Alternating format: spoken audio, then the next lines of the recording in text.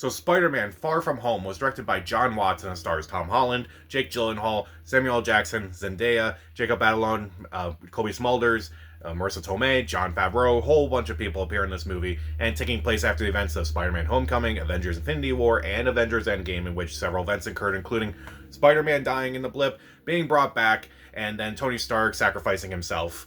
If you haven't seen Infinity War and Endgame, that's kind of on you.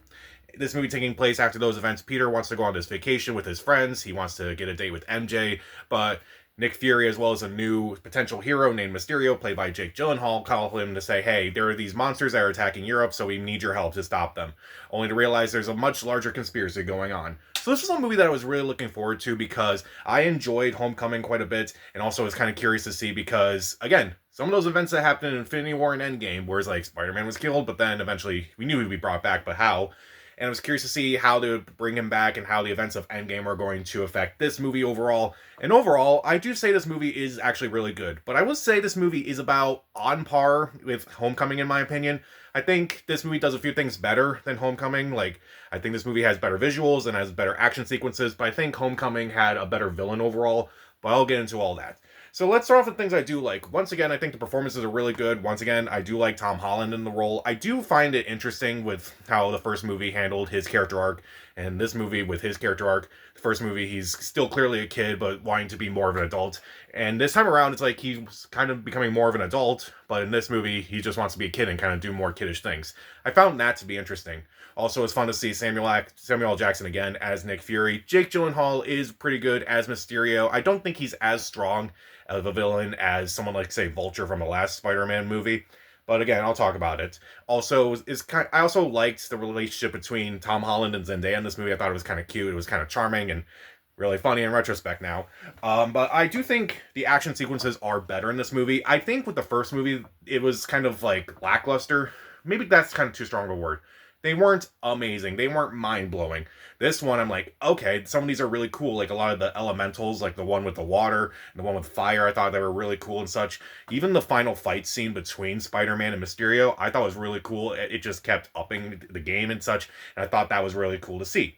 Also, there's like that one sequence where Peter kind of realizes what's going on and realizes, oh, Mysterio is a bad guy.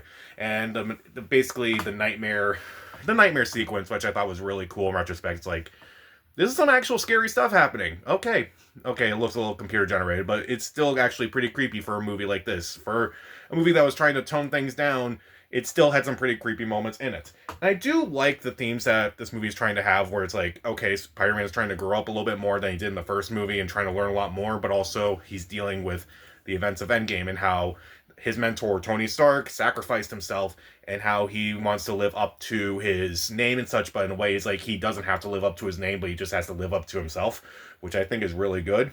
And also, I felt like there was also that great mid-credit scene in this movie.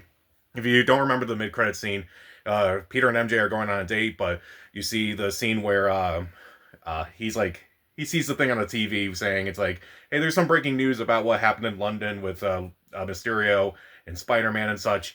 And you see J.K. Simmons return as J. Jonah Jameson, which I thought was really awesome. And it was really cool seeing him again in that role. And the fact that they were revealing his identity is like, Peter Parker is Spider-Man. It's like, oh, okay, that actually set up the next movie very well. And I was very excited to see what they were going to do with that movie. By the way, I'm not going to review No Way Home again because I reviewed that movie when it came out. And I did 2 reviews, a regular and a spoiler review. So I won't talk about it again. But it was really cool seeing it at the end of Far From Home, where it's like, okay, this is where the next movie's going to go. And I was very excited to see that movie. So overall, I do think this movie is a fun time overall. I do think there are some things about this movie that I just don't really like. Once again, the movie tries to like be a comedy and such, but I feel like some jokes don't work. They're not agonizing like some of the jokes in the first movie, but there are 2 jokes that I kind of want to call out. One, the Peter Tingle joke. I thought that joke was lame. I thought it was very annoying. It was just kind of a running joke that just didn't make sense. I get it makes sense because, like, obviously the Spidey sense that he has, which he doesn't really have in these 2 movies, I realize.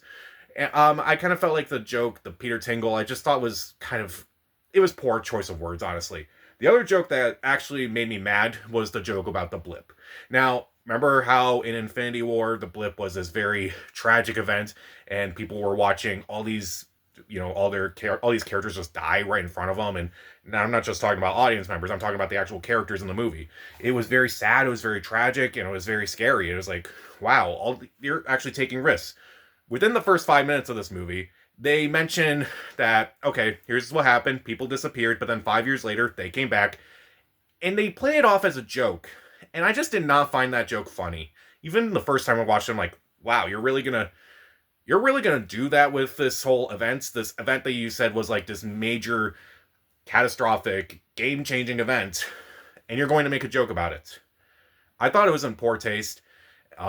It just was not funny. It kind of made me think about other situations where it's like, okay, what if this person was in this situation when they were initially blipped?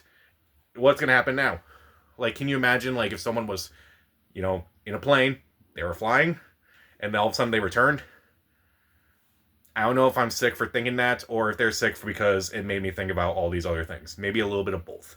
And also, Mysterio, in my opinion, is not as complex as Vulture from the last movie. Like, looking back at the Sam Raimi Spider-Man movies, at least some of the villains were complex, like Green Goblin and Dr. Octavius. I almost forgot his name for a second. And also, even Sandman, to a degree, was actually complex. Even Harry was complex in Spider-Man 3. Well, in those movies. But here, I didn't find Mysterio as complex because I feel like his mission was more against Tony more than anything else. Like, you kind of see his motive is like saying that Tony Stark made fun of him. And that was mainly his whole motivation and such. I just didn't find that convincing at all. I just didn't find that great. And also the fact that Mysterio is revealed as a villain about halfway through, maybe a little less than, maybe a little bit more than halfway through, I would say. I just didn't find that interesting. I felt like we kind of knew Mysterio was the villain for this entire movie, but no one else did. And I kind of felt like the fact that they play it off as the fact that it's like, oh, it's supposed to be a surprise reveal, he's actually the villain. It didn't work because we knew he was the villain all along. So I thought that was disappointing. Although it was actually kind of cool because they brought back Peter Billingsley, who I didn't realize was in the first Iron Man movie, as someone who worked at Stark Industries, and he came back for this movie. That was actually a cool Easter egg. But other than that, those are my biggest gripes with this movie. I do think that overall the performances are really good, particularly from Tom Holland, Jake Gyllenhaal, Samuel L. Jackson, Zendaya. I think the performances are really good. The action sequences are better than the first movie. I do think the themes are a little bit more interesting than they were in the first movie as well. I do think there is a great mid-credits scene in this movie, probably one of the best mid-credits scenes in any Marvel movie. And even though I don't like some of the jokes, and I feel like the way they handled Mysterio could have been Mysterio could have been handled a little bit better. But I do think it's still a fun enough movie that I'm okay watching it. I definitely, again, I think I see this movie on par with something like, say, Homecoming. And while I don't like it as much as the Sam Raimi Spider-Man movies, at least the first two, I do like it more than 3, and I do like it more than the other 2. Although, of all of Tom Holland's Spider-Man movies, I think I like No Way Home the most, if I'm being honest. Once Brand New Day comes out, I'll probably do a ranking list of all the Spider-Man movies and talk about, like, which ones I like the most and which ones I like the least, but you can probably guess from my reviews which ones are which. So I will give Spider-Man Far From Home 3 out of 4 stars. See it. So, who's a Spider-Man villain that you want to see on the big screen? Try to keep it like a villain who has not been on the big screen before, because obviously we've seen Green Goblin to death. But other than that, who would you like to see? Comment down below, subscribe to the channel. This is Pat, and stay safe.